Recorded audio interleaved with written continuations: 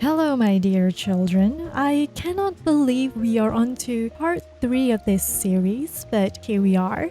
And this time I asked you to vote on which character to diagnose, and here are your top 8. Keep in mind, you can watch this video however you like, whether to associate yourself with your favorite character or find your kin character. As usual, this video is just for the shit and giggles, and it's all just based on my personal opinion and completely biased judgment. Also, I would really appreciate if you could also watch the ending if you're interested for more. Without further ado, let's talk about the long-awaited character. The man, the myth, the legend, the master stroker.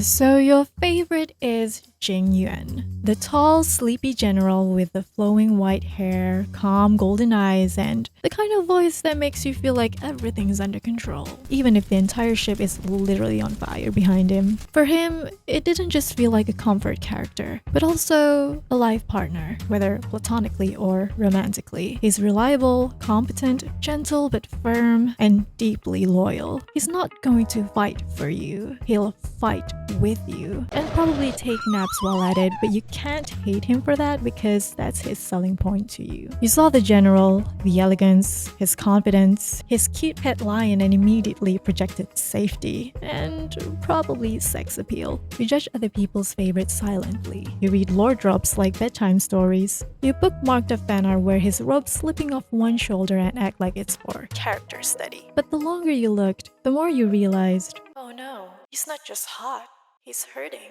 That's why you're likely drawn to him. You are drawn to people who are gentle with their power, because that's what you wish the world had been with you. You admire characters who hardly flinch, never rage or break, because that's how you wish you could be. One of the cruel truths you've learned that has affected you the most is that the more you care, the more you lose. So now you play the long game. You most likely micromanage your peace by delaying confrontation, but not because you're scared. You already know what it'll cost. You felt what it's like to lose control. You fight with foresight because strategy is your mercy. Maybe you literally work in roles that demand emotional resilience, be it a doctor, a caregiver, a social worker, a teacher, or maybe life threw you into the deep end early. You've dealt with grief, burnout, or crisis that rewired how you see the world. That's why most people probably mistake you as a pacifist. But really, you're a realist. And you know that once you do snap, there's no undoing it. You're the type of person who carries group projects, emotional damage, and your family's expectations on your back, and still make time for your 5th gacha game dailies. One day you're spiraling, but you still remember to log in your daily bonus. You know how to keep moving because you have to. And that is probably your biggest source of pain. Endurance. You've made surviving look so effortless, but people forget. It still hurts. You're not numb, you're disciplined. There's a difference. And wow, you turn wisdom into a defense mechanism. You think staying calm makes you safe, and maybe it used to, but now it just makes you lonely. Probably you carry other people's grief, so you don't have to sit with your own. Some of you write long introspective posts about your faves and delete them before anyone sees. And you probably journal, but when things get really bad, you play chess with your emotions and call it coping. You're a chronic overthinker with a soft spot for father figures, old soldiers, and men who are one polite conversation away from spiraling. Oddly specific, but I feel like you have a fear of endings, whether you realize it or not. But not the sudden ones, you know, it's the ones that are slow and inevitable, where you see it coming, but you can't stop it. You grieve things while they're still here. Probably you've stared at your pet chilling or taking a shit and thought, I'm going to outlive you, aren't I? And somehow, that thought never leaves you. And you've probably heard the question, is it better to leave or to be left behind? And deep down, you'd rather be the one who walks away. Because being left has hurt you in ways you still carry quietly. So now, you make your peace with goodbyes before it even happened. Okay, so you've made it this far. You've laughed a little, maybe winced a few times, but let's be real for a second. I think it's okay to be prepared, to think 5 steps ahead, that even Nikado Avocado is asking for your ways. But let yourself get caught off guard for once in a while. And not everything has to be endured. Some things are meant to be experienced. You're meant to feel it without having to defend yourself. yourself, to live in it, to want things. You've gotten really good at keeping the peace, and now learn how to rest in it. And not just an 8-hour sleep type of rest, but the kind of taking off your armor. Just like the general. Alright, so our next character is our dear beloved Robin. She's beautiful, she's elegant, her voice alone could make world peace happen. Well, that literally happened, but most importantly, she's someone who knows exactly what she's doing and confronts anything head on.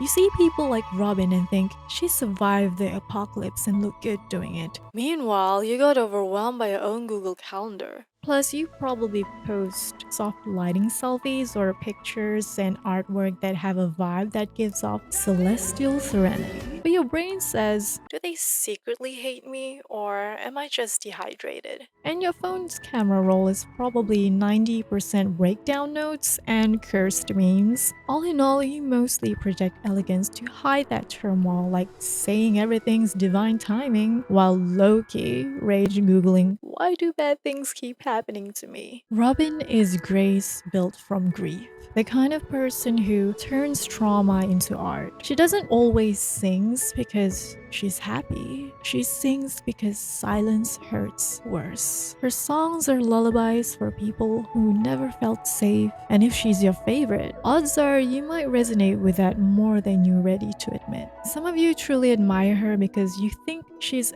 everything you are not and you wish to be. But that's where you're wrong at that. You are similar to her in a way that both of you believe there's still something beautiful left in the world. Even when everything feels like falling into ashes, you look for grace. Most of you are soft, but not because you're fragile, but because you've survived hell and decided not to become it. You believe in people, and maybe a little too much that sometimes you forgive things you shouldn't. And therefore, you're not just hopeful, you're delusionally hopeful. Well, that's beautiful. It's also killing you. I'm not saying you're becoming a doormat, but probably some people think you do. And trust me, they're just saying that out of concern. Also, you romanticize being the muse. Not even the main character, the muse. The tragic beauty in someone else's story. Probably the reason some of you don't see yourselves in Robin, even though you admire her so much, is because you've done something that left a scar. Something that made you carry a kind of guilt that never really left. And I'm not here to judge, okay? We all mess up, we're human. But I'm not just talking about mistakes you made. Maybe some of you have been blamed for things that weren't even your fault. Maybe your name got cleared, but the stain still stayed. And you just wish someone like Robin would see you in that light. Someone who looks past everything you've done or whatever people say you've done and still thinks you're worth believing in. So look, I'm not here to preach, but I'm gonna ask you something real. When was the last time you actually let someone comfort you? Not to say like you're strong or how you've been able to handle it, but to actually see the mess you are. That it's okay to show your discomfort to people. I know you keep hoping that if you stay soft, stay good enough, the world will go easy on you. But life doesn't work like that. Being soft doesn't guarantee softness in return. Some of you need to stop using softness as a survival tactic because deep down, you think if you're soft enough, forgiving enough, agreeable enough, people won't leave. That they won't hurt you or blame you, and that's not real kindness. That's fear dressed up in politeness, and it's draining you. But I'm not saying you have to switch it to cruelty, but what you do need is to be more honest. Remember that being kind does not mean you need to be nice. Say what you really feel. Set the boundary. Let people be uncomfortable, because sometimes telling the harsh truth is the most kindest thing you can ever do to someone. And for those who want to be seen past your mistakes and your deepest fear of who people think you are, I need you to understand something. The people worth keeping don't love you despite your flaws. They love you through them. There is a difference. You don't have to keep performing redemption in hopes someone will finally say, "You're good now." You're allowed to outgrow who you were without explaining the entire plotline to everyone who watched the worst episode. As long as you are human, you're worth being seen for the good in you as much as the bad. And the first step is to accept what happened, whether it was your mistake or the way the world mistook you. Because the moment you stop running from it, no one else can use it to hurt you anymore. Our next character is the most ferocious man on Amphorius. Where do we start?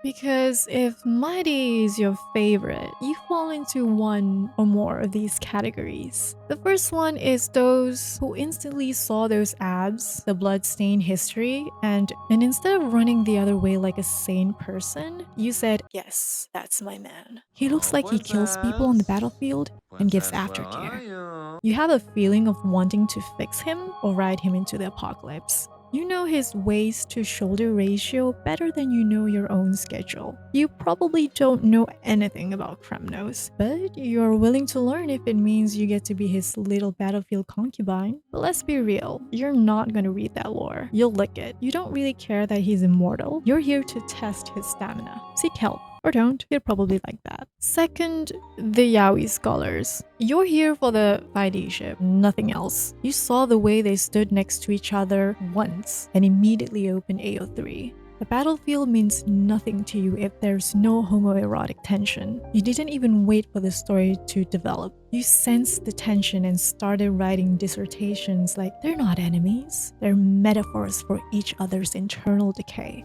You call every blood-smeared stare a visual love confession.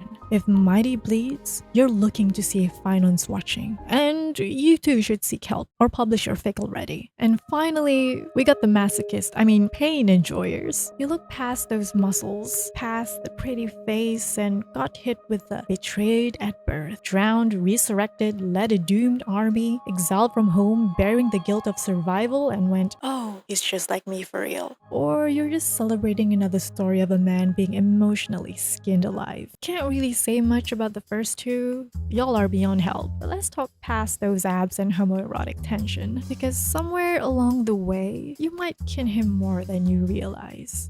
So first things first, you cope through self-erasure. Like Mydei, he is a walking contradiction. Divine yet humble, brutal but gentle. And you're quite the same. You've probably been called too much and not enough in the same week. Plus, you don't really know how to receive kindness without earning it through suffering. Rather than fantasizing about victory, you dream of rest, which you believe you don't deserve yet. Because most of your life isn't about achieving, but surviving. You have a thing for characters who feel ancient, sacred, and lonely as hell. You're drawn to themes between identity and destiny, where people who've had to choose between who they are and who they're supposed to be. Because it reminds you how you're terrified of failure, but even more terrified of living a life that was never truly yours. You might have been told you're a natural leader since forever, but you'd rather disappear into the sea than live on someone else's terms. People expect you to have answers or become the trauma dump hotline. You don't really mind that much, but the truth is, you're tired of carrying the crown everyone else drops in your lap. At times, you don't feel pride, but trapped. And it's funny, you know, how some people have mistaken a cage for a crown, doesn't it? But I guess no matter how tired you are, you still care so deeply. People wouldn't call you selfish if you're trying to please everyone, no. You think beyond the surface. How can I make sure everyone benefits? Give them not what they want, but what they truly need. Maybe it's because you've seen what happens when things go wrong, and you'll be damned if you let it happen again. But hey, that's a real leader, or the oldest daughter mindset there. For some of you, no matter how tough you act, you low-key have a soft spot for cute things, you know? You pretend to hate pastels, but your phone case is baby blue. Some of you say you're not a pet person, but that one cat you saw behind 7-Eleven still lives rent-free in your head. You always try to feed the strays, and some of you like frogs or bunnies or those little animated gifs of blushing characters falling over. But whether you realize it or not, those soft little things keep you grounded. They remind you that there's still gentleness in this world, and maybe in you too. And then there's the reverse, the ones who seem soft, shy, and maybe a little fragile on the outside, but then you guys drop a hobby like competitive rock climbing or casually saying, I don't believe in second chances, with that serious eyes. Either way, you've got layers. People never quite guess what you're into, and maybe that's the best part. Also,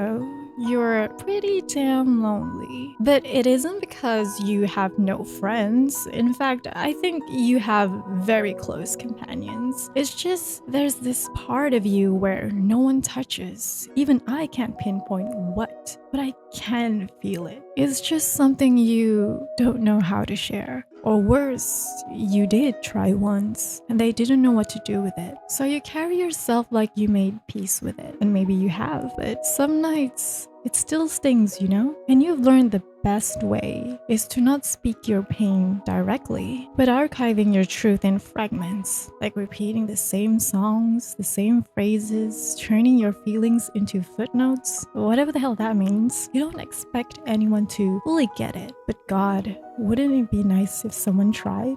Look, I'm not here to tell you to open up more. You already have in the only ways you know how. Whether through your loyalty and protection, through carrying shit no one asked you to carry but you did anyways because someone had to. You keep archiving your feelings in metaphors, hoping someone will read between the lines. But not everyone speaks in myth or Kremnoan. Not everyone knows that I'm fine means I'm hurting in the ways I don't have the words for. And you're done enough dying on other people's battlefields. Now go drink water or commit arson responsibly. I mean, I'm not your mom, but damn it. I hope you rest tonight.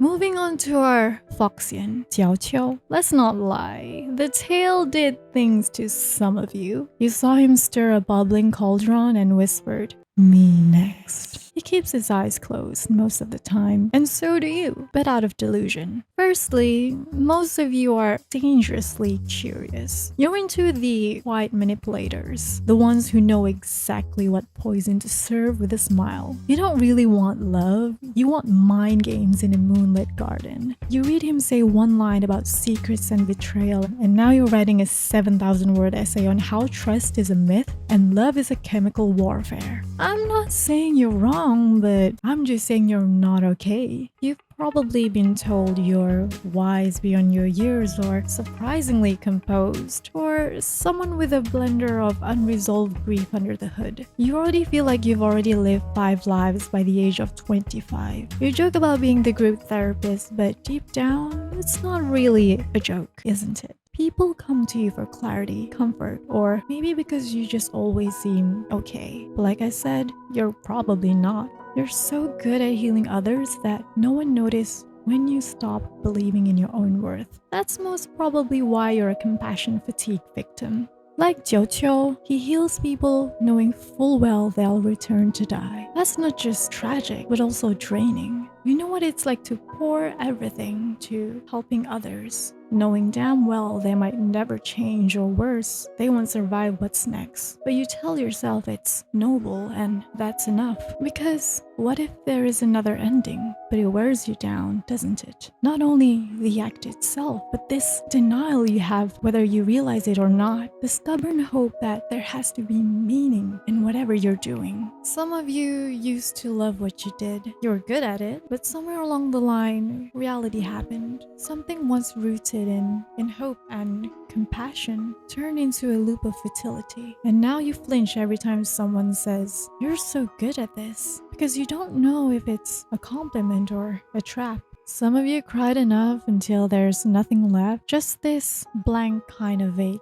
And because you hardly rest to look at the bigger picture as you keep on pushing yourself, the exhaustion starts talking louder than your purpose. You've been thinking multiple times whether to quit that job, that degree, that business, and some of you have already pulled away, saying it's self-preservation. But still, part of you wonders if it's just defeat.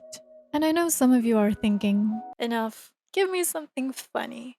No. That's exactly what you always do.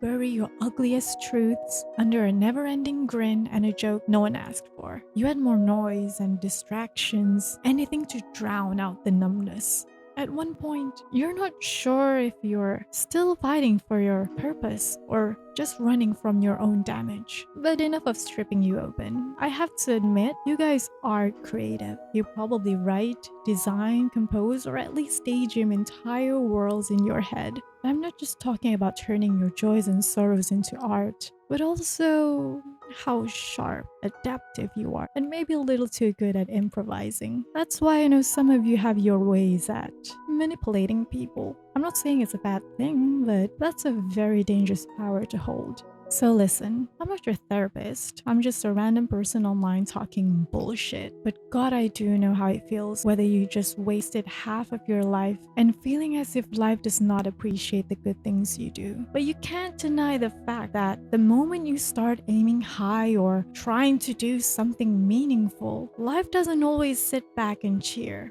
It throws curveballs. Deadlines pile up, people disappoint you, and burnout becomes a regular guest. All these unexpected realities will be guaranteed. And in those moments, being talented isn't what keeps you afloat. What matters more is the way you carry yourself through the mess. Not perfection, but composure. Knowing when to breathe instead of break, that's what gets you through. And I know there are times where you think, if I stop now, it means I gave up. But I'm here to remind you that Jiaoqiu's story isn't about giving up.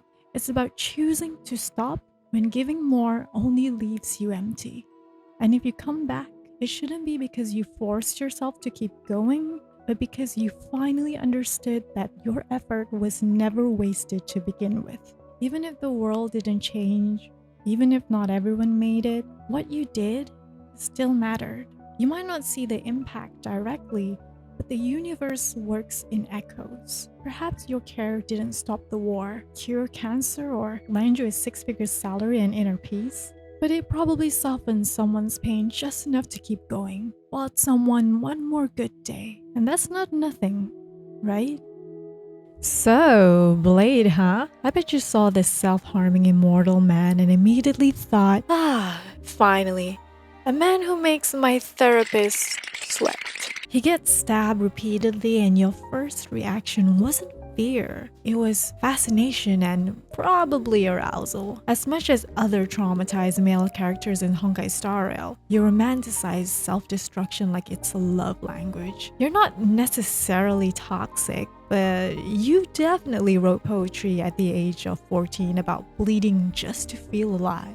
You fall for characters who hurt, heal, and then hurt again. The more shattered, the better. Blade is a narrative puzzle to you, and solving him feels like stitching together glass shards with your bare hands. You don't want comfort, you want intensity. You want someone who flinches when you reach out because deep down, you believe love should be earned through pain, not freely. Plus, you're dangerously self-aware and emotionally intelligent, but you use all that wisdom exclusively on fictional men who stab themselves. Your coping mechanism is overanalysis, and your idea of self-care is rereading his voice lines to spot new layers of pain. Blade could say, "Die," and you'd be like, oh my god, he finally opened up. Your fanfic tags probably include hurt, no comfort, blood as a metaphor, and two traumatized people staring at each other silently in a ruined church. You call it yearning, but the DSM-5 calls it a problem. You carry grief that ingrains into instinct. Like Blade, you've adapted to pain so thoroughly that healing feels unfamiliar, maybe even wrong. So instead of chasing peace, you're chasing numbness. Every time someone says, "You're so strong," it pisses you off a little because you know it wasn't strength, it was survival. You didn't choose this, you just didn't die. Well, you kinda did, but just emotionally for the 13th time this week. Blade's immortality isn't a gift, it's a sentence in disguise, and Shuhu should take it back. And some of you relate to that more than you want to admit. You heal, you break, you heal again, but each time it costs you a little more. Now, I'm not saying that you just simply want to die here. No, that's not my point. It is the matter that you don't actually fear death, but rather meaninglessness. You've reached a point where existence feels heavier than ending. Like you've had moments where everything feels cyclical and hollow, and part of you is scared that all the pain you've endured will amount to nothing. And that is one crazy thought you have. Even I'm a little shaken. So what I'm trying to say is, you don't just like Blade, you are Blade. Or at least that's what you tell yourself after pulling 3 nights of insomnia and dissociation. You made a personality out of repressed rage and secretly think immortality sounds kinda sexy if it means avoiding student loans. But I'm not just talking about the edgy aspect of you and Blade, because deep down,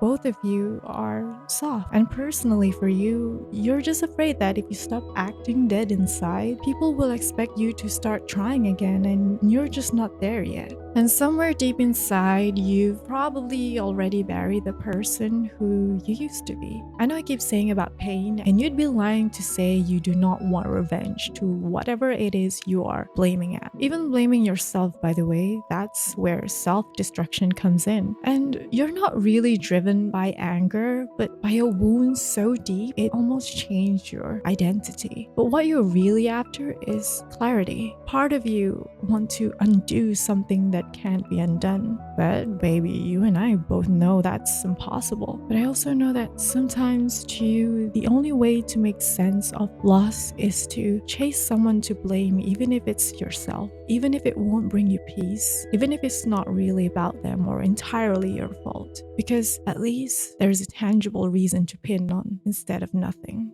But hey, it's valid that you don't want to be alive forever, because good news, you won't, and your time will come, so be patient. But I also feel, you know deep down that death doesn't answer everything and weigh equally to whatever struggle you're facing now. You just want to endure a little less. You want the pain to mean something, or at least stop looping on repeat like a punishment you can't remember earning. Maybe you've already abandoned the person you used to be. I mean, if everything you loved was destroyed, why not destroy the part of you that could love in the first place? You might drop your hobbies or your dreams. You stop trying to be understood, because trying means hope, and hope hurts when it's not returned. But the thing is, numbing is not the same as peace. You're still carrying around pieces of your old self. The version that cared more about making something meaningful than just making it through the day. And no, that version isn't coming back exactly as they were, but maybe that's not the point. Maybe it's about reclaiming something new that still belongs to you. And one day, maybe you'll get tired of letting your pain to be the only thing that defines you. Maybe not because it's gone. I mean, it might never fully leave, but because you remember you were someone before the hurt. You were someone with hands that created, not just destroyed. Someone with a heart that longed, not just endured. You don't have to be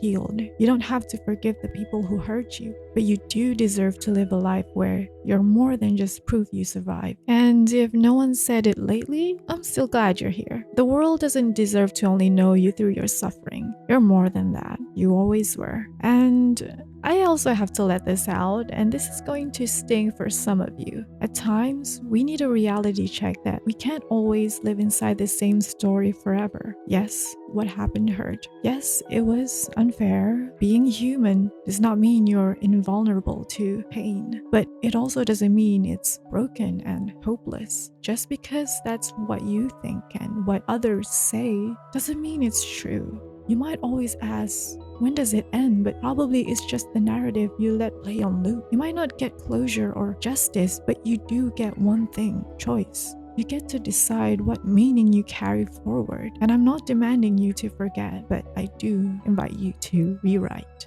Next is Kafka. I'm going to say it right off the bat, 90% of you saw Kafka for 0.3 seconds and whispered, "Step on me." You didn't even care about the plot. Her sunglasses were still on and your sanity was already off. Probably your clothes too. You call her mommy ironically, and you think getting manipulated into mass destruction is a small price to pay for her attention. Deeply, you want her to cradle your inner child with one gloved hand and choke out your daddy or mommy issues with the other. You crave for maternal love so badly, you project it onto a war manipulative war criminal with a god complex and a coke fetish. foolish. You heard her say fear is useful and thought she is so gentle. You think she sees through everyone, including you, especially you, and that she'd hold your face and say you were always enough right before asking you to commit light treason. But here's the truth. Kafka is not your therapist. She is not your mother, and she will not love you in the way you fantasize. But that won't stop you, because she feeds what you actually want, what you really want, which is the idea of someone else being in control. Someone competent, composed, and confident. You're tired of being the one who has to have it together. You're exhausted from micromanaging your life, your emotions, your trauma, and especially society's expectations of you to have it all together. You're probably the person everyone is always looking for because, I don't know, probably you're holding someone's credit card information, the nation's bomb codes, or possessing some rare talent that only awakens every 500 years. Kafka doesn't demand control. She already has it. And for many of you, that's terrifyingly safe. The fantasy of someone else taking control, but doing competently, is deeply soothing. You see Kafka and think, she wouldn't ask me to lead, she'd just know what to do. And that's where it starts. And of course, it's not plainly about being dominated. Realistically, what I'm saying is that half of you have some unhealed hyper-independence and just want someone powerful to override that and force you to relax and protect you from your own vigilance. You'd rather get manipulated willingly because, at least for once, you don't need to think on your own accord. But here's where it gets darker. Some of you need someone to hurt you a little before they hold you. Because a lot of Kafka stans joke about wanting her to step on them, but psychologically, there's often a pattern here. You might associate power or love with pain, but still long for kindness to be hidden inside cruelty, like an emotional Stockholm syndrome wrapped in silk gloves and spiderweb lace. Someone like Kafka, who's emotionally distant, unreadable, and even manipulative, but with hints of softness under the surface, becomes the idealized fantasy that if someone like her can show softness, even for a moment, you can finally believe that maybe someone degenerate like you is worth loving too. Alright, after reading her lore, besides everything about Kafka being a dumb mommy bait, I have nothing left to talk about because I think she's a nothing burger. Did my rage bait work? Were your fingers ready to spam the keyboard? Anyways, I guess there's also half of you do relate to her in some way. Maybe not the murder or hypnosis part, I hope, but the performance. Because, let's face it, Kafka isn't free. She moves through life like she's reading a script from Elio handed her years ago. She seduces and controls all with the precision of someone who already knows how the story ends. And some of you have been doing that too. You don't let people get close unless you've already mapped out how it'll end. Heartbreak, abandonment, disappointment. So instead, you play the role, the flirt, or the girl boss. You calculate every interaction like you're playing 5D chess while everyone here is still learning the rules. Why? Because if you can stay 3 steps ahead, no one can touch you. But I'm not lying when I thought she was a nothing burger at first, but the more I sat with her, the more I realized Kafka might be one of the challenging characters to truly understand. Either the writers did a terrible job showing who she is, or a brilliant job at hiding it. So, hear me out. Yeah, I agree. She's mostly cold but confident and knows her way around. But listen to her closely. The real her is leaking through the cracks and most of you don't even notice. Kafka says she doesn't know what fear is despite being able to create it, and while that may seem like a flex to most of us, that's a confession. Rather than being above it, she's actually disconnected from that feeling. That's like being a master of love letters but forgetting what it's like to fall in love, or a world-class violinist who can't remember why they started playing. She orchestrates tensions and desires, but the notes don't hit her anymore. On the surface, it looks like she's being seductive because she's in control, but on the contrary, she craves control to feel anything at all.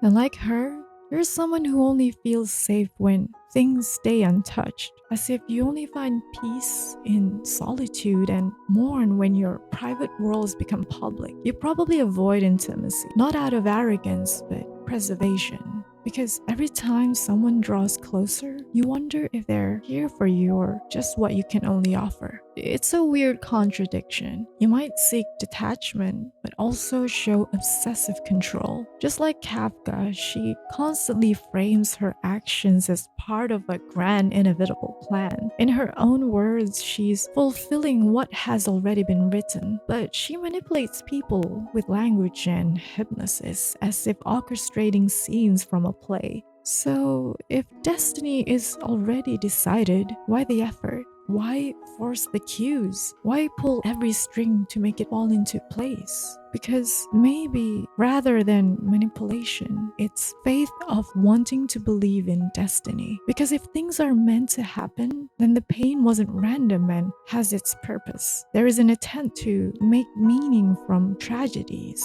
So all I hear now is someone clinging to hope that nothing was in vain. So Kafka isn't heartless, she's heartsick. And boy, probably you are too. So yeah, for some of you, maybe she's not the mommy you wanted. Maybe she's the mirror you didn't ask for. The truth is, Kafka doesn't need you to understand her, but if you saw something in her and thought, God, I wish I could be like that, maybe you already are. Because deep down, you're not just tired, but also tired of being perceived. Scripting your life so no one gets close doesn't protect you, it isolates you. So if Kafka taught you anything, let it be this. Control isn't comfort, and detachment isn't healing. You can be composed and still be hurting. You can believe in destiny and still feel lost. It's okay to not know what's next. I know it's not easy because you're one anxious away to write a 10 backup plan just in case your coffee order goes wrong, but maybe it's not about being saved or even fixing everything right now. Maybe it's just about letting yourself admit, yeah, I'm tired of being the one in control all the time. And that doesn't make you weak. That makes you honest. And honesty is the first real taste of what liberation feels like. Right, Feixiao fans, I get you. You want her biceps and her ability to silence a man with one look. You're not really into pain, but your dream is to be headlocked by her so firmly it resets your nervous system and brings you toward enlightenment. Like, you're not asking for someone to ask, oh my god, are you okay? But rather, you need someone to slam you into the mat until the anxiety leaves your spine. You're stressed, touch-starved, and mostly tired of going through the same thing every day. Plus, life is a little bit slow for some of you and you want to spice it up, but only if you're the bystander. You want someone to believe in your potential violently. Encouragement through intimidation? Sexy. Low-key, you don't really want a romantic interest, because deeply you just want a war-hardened gym coach with military-grade mommy energy who tells you good job once and it heals your inner child. Anyways, you probably have a savior complex, because let's be real, you're not attracted to stable people. You see someone emotionally unavailable, covered in red flags and go, that's my next project. You fall for their inner child and think you can reparent them. Like you take one look at their obvious trauma and go, they just need someone patient. Girl, they need a therapist. Most of you think love is earned through patience, persistence, and just the right playlist. You want to be the reason someone changes and prove that love can change someone. And yeah, part of that is sweet. You've probably been the strong one for too long. No one saved you, so now you go around trying to save everyone else, hoping someone might do the same for you. But also, maybe it's time to admit that trying to rescue people is just your way of feeling needed. Maybe the fantasy isn't really about love. It's about finally mattering enough to change someone. You really admire strength because you know what it cost. You see someone who commands a room and think they must have struggled a lot to become that. But you relate not just to their strength, but to the loneliness inside it. The kind of person who wins every battle but loses themselves a little more each time. That's the type you project onto, and maybe on some level, that's the type you think you've become. I like Feixiao. You're probably quite fast too, but only in dodging compliments or swiping your credit card. For some of you, you're probably easygoing and friendly. You joke around, play it cool, maybe even call yourself low maintenance. And while you're socializing, you probably talk about your past like it's just a list of events. Maybe even joke about it, especially about the loss and things that changed you. But the truth is, you're not over it. You've just learned to narrate pain with detachment because actually feeling it out loud might crack something you can't hold together. You might romanticize the one moment something or someone saved you, even if it didn't last. That one teacher, that one friend.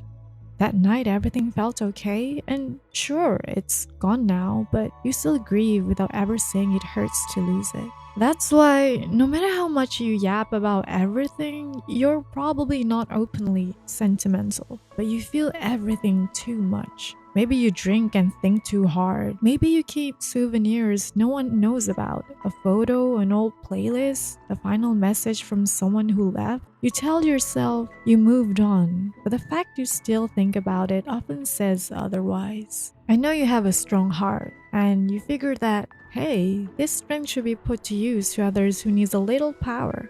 So fixing people became your purpose, your proof of value. But you confuse intensity with meaning. You think the more someone bleeds, the more real it feels to heal them. But not every wound is yours to bandage. Because the truth is, constantly being drawn to broken people doesn't mean you're compassionate by default, because sometimes it just means you're scared of looking at your own hurt. Know that strength that comes from suppression will eventually turn on you, not in a dramatic breakdown, but in quiet ways such as losing joy and not knowing what a good rest feels like.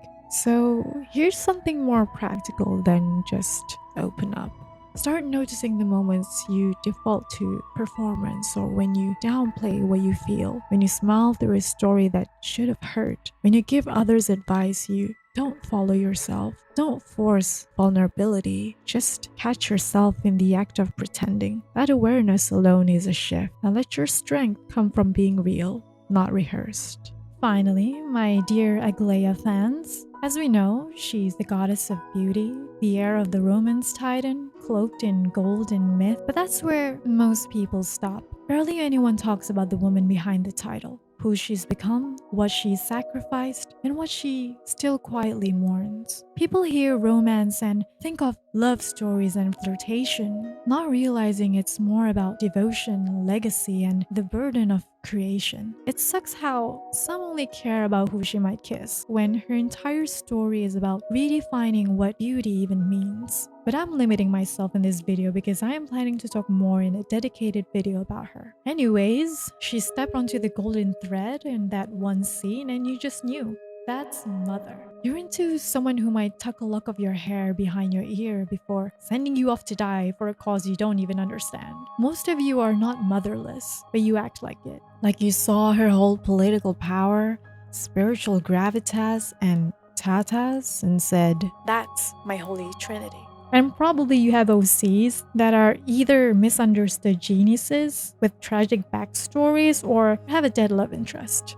Most of you overthink everything because you are afraid of oblivion. You had a period where you care so much about your future that you don't even know what you enjoy anymore. Like you don't want any job, you want the right one. The right one as in something that will make your life a meaning, even if it's not exactly what you really want.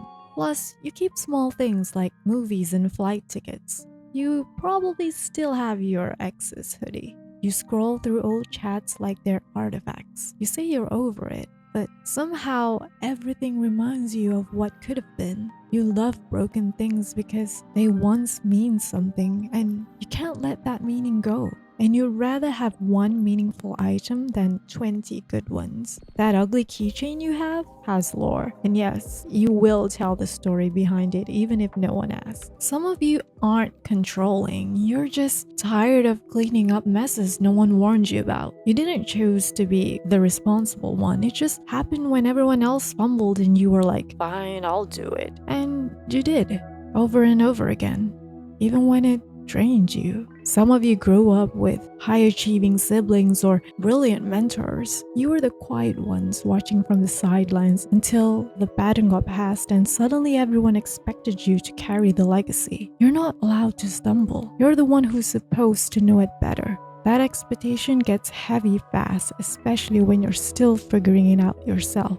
You probably felt the sting of failure once and that made you carry resentment. Maybe you were the one who believed too much, trusted too soon, gave too selflessly, and yet it wasn't enough. And that vision crumbled in your hands before you ever get to see it finish. Low-key, you're kind of bossy and cold at times, but out of fear. It's because, again, you care too much. You've lost things before, and the weight of that loss still haunts you how you move now. You can't afford another failure, not when you've already rebuilt yourself from scratch once or twice. And now, you carry all of people's expectations, your ambition, and the terror that if you drop the ball, you're not just letting yourself down, you're letting everything down, and you're not ready to lose again. No, not this time. However, most of you have changed and you know that, but you still keep your old dreams like pressed flowers in a book. They're no longer alive, but too precious to toss. You look back at your younger self and wince, but also you'd kill for their hope again.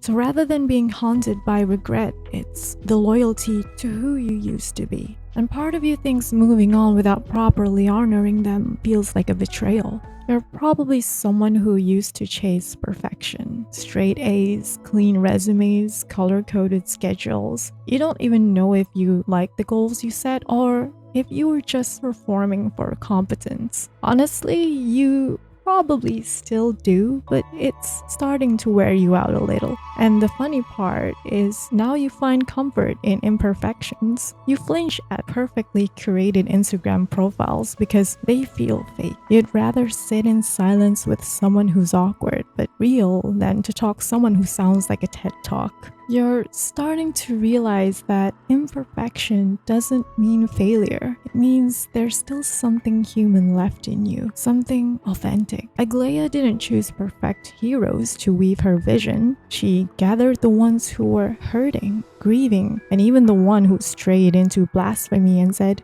"You'll do." Because perfection doesn't drive people to act. It's the flaws that makes them fight. And that's where beauty lives, not in appearing flawless, but in what's broken and still moving. She has finally learned why the priest once said that beautiful isn't the same as beauty. And maybe you're starting to learn that too. Or maybe this is the reminder you needed, that your worth was never in being polished. It was always in your persistence. And perhaps this is all you need to do to make meaning to your life that you have always tried to curate. Keep going.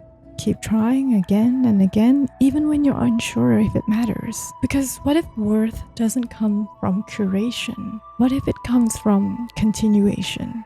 I am unsure what final words to tell you because some of you are too young to understand or too familiar with what I'm about to say. You've heard it all before. Let go, be present, and trust the process. But none of that sticks when you're quietly terrified that you've already wasted too much time or that you'll never live up to what people saw in you. So here's a different angle. Maybe this isn't about finding the right advice. Maybe it's about admitting that sometimes you don't want advice. You just want someone to see that you've been trying and just say, "Yeah, that did suck," when you failed, and move on about their day without treating it as a lifelong lesson. Perhaps it's not the end of the world as you thought it would be. Maybe no one told you you had to be the responsible one, but no one told you it was okay to not be either. You keep thinking you failed because you couldn't live up to their expectations, but maybe the real problem is they gave you expectations without ever asking if you wanted them. Not everything left behind was a legacy to be passed on. Some of it was just unfinished dreams they didn't know how to let go of.